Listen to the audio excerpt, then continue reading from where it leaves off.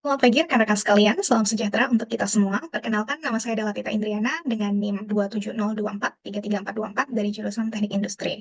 Kali ini saya akan membahas topik penelitian yang telah dilakukan yaitu dengan judul Pentingnya Empati dan Kepercayaan Orang Tua dalam Menyerahkan Pendidikan yang Berkualitas kepada Sekolah sebagai syarat pemenuhan final exam mata kuliah Karakter Building Pancasila.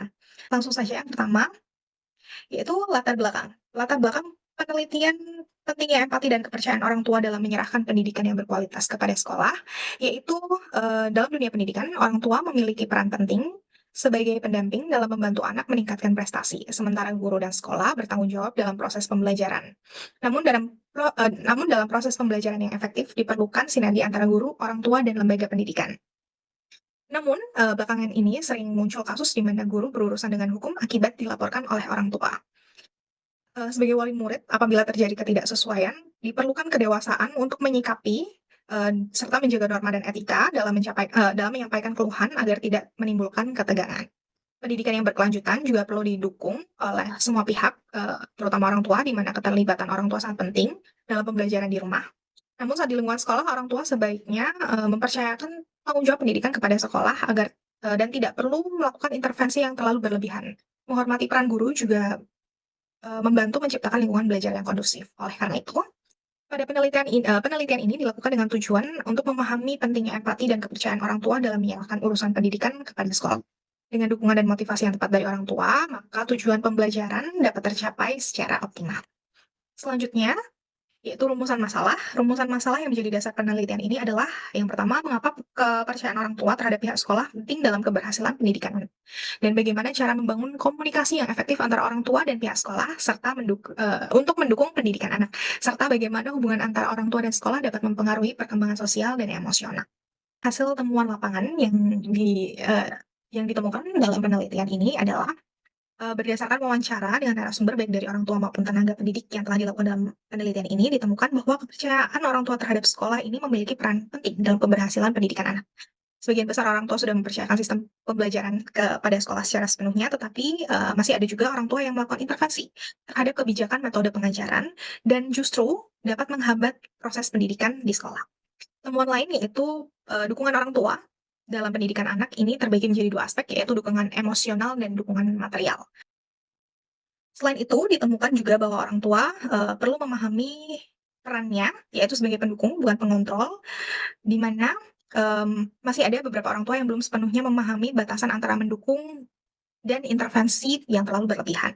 Selanjutnya, hasil temuan lainnya yaitu dalam beberapa konteks penerapan kebijakan pendidikan yang terus berubah seiring perubahan kepemimpinan, sering menimbulkan ketidaksiapan para pendidik karena adanya kekurangan dalam fasilitas dan kurangnya sosialisasi, sehingga kebijakan pendidikan yang baru ini sering dianggap sulit untuk diterapkan.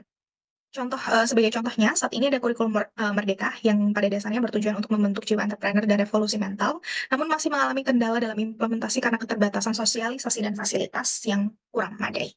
Selanjutnya ada hasil temuan lapangan lainnya, yaitu adanya pentingnya komunikasi orang tua dan sekolah. Meningkatnya kasus guru yang dilaporkan oleh orang tua ini menunjukkan adanya kesenjangan komunikasi.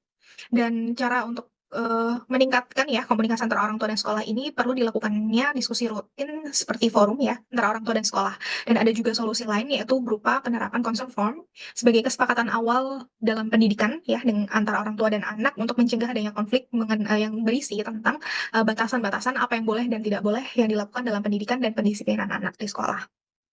Selanjutnya, yang terakhir ya, pendidikan anak ini tidak hanya berfokus pada akademis, tetapi juga pembentukan karakter dan mental, di mana kolaborasi antara orang tua dan pendidik juga sekolah menjadi faktor yang penting dalam menciptakan lingkungan pendidikan yang harmonis dan berkualitas.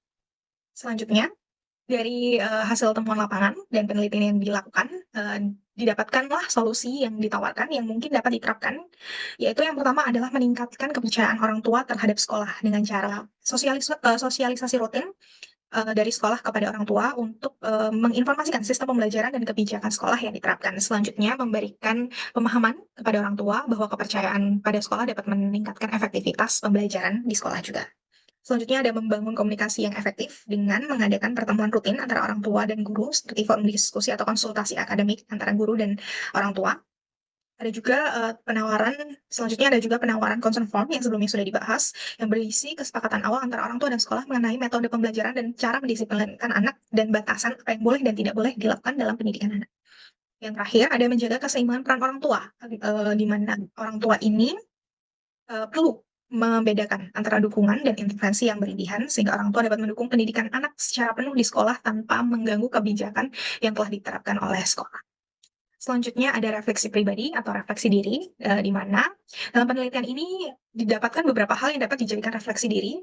Yang pertama tentang menyadari betapa pentingnya kolaborasi antara orang tua, pendidik, dan sekolah dalam menciptakan lingkungan belajar yang optimal bagi anak-anak. Selanjutnya didapatkan dari wawancara dengan salah satu narasumber yaitu seorang dosen, sebagai tenaga pendidik memberikan wawasan baru bahwa peran orang tua ini bukan hanya sebatas memenuhi kebutuhan fisik dan finansial, tetapi juga membantu membentuk karakter dengan cara memberikan teladan serta mendukung proses belajar anak di rumah. Selain itu, kebijakan pendidikan yang terus berubah ya, menciptakan tantangan baru gitu dalam penerapan kurikulumnya. Seperti contohnya pada kurikulum Merdeka, di mana penerapan kurikulum yang baru ini menuntut kesiapan yang matang dari semua pihak, baik dari guru, sekolah, siswa, bahkan orang tua. Disadari bahwa implementasi kurikulum yang baru ini seringkali menghadapi kendala karena kurangnya sosialisasi dan fasilitas yang memadai. Dan menunjukkan bahwa dukungan pemerintah dalam hal pelatihan guru dan penyediaan sarana belajar sangatlah krusial.